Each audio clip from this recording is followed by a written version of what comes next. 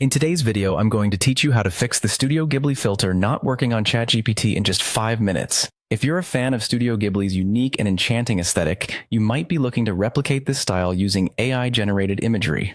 Fortunately, using ChatGPT's capabilities, this is quite straightforward. Let's dive into the process. First, you'll need to open ChatGPT and ensure it's ready for you to use. Once you're on the ChatGPT platform, the next crucial step is to make sure that DALL-E 3 is active. Having DALL-E 3 enabled is essential since it's the engine behind generating text-to-image content, giving you the ability to create visuals inspired by specific styles like Studio Ghibli. Now, it's important to understand that the Ghibli filter isn't like a traditional one-click preset. Instead, it relies heavily on the way you craft your prompts. This means it's all about language and how you describe what you want to see. Think of it less as a filter and more as a technique that requires input from you.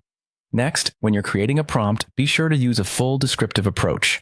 Instead of just mentioning Ghibli style, enrich your prompt with the expressive elements that define Studio Ghibli's work. For example, you might describe a lush, whimsical forest with vibrant colors, magical creatures, and soft, warm lighting. Imagine the scenes from your favorite Ghibli movie and incorporate those elements into your prompt in a descriptive way. Another important tip is to avoid vague shortcuts. In your quest to achieve the Ghibli look, resist the temptation to use shorthand or abbreviations. While it might seem quicker, these shortcuts can often lead to results that fall flat or aren't quite what you were hoping for. Instead, take the extra moment to be thorough and specific. This extra attention to detail will pay off in the quality of your final image. As you're crafting these prompts, it's a good idea to create a new chat to start fresh. Starting a new chat gives you a clean slate, allowing you to refine and retune your prompts without any interference from previous entries you might have made.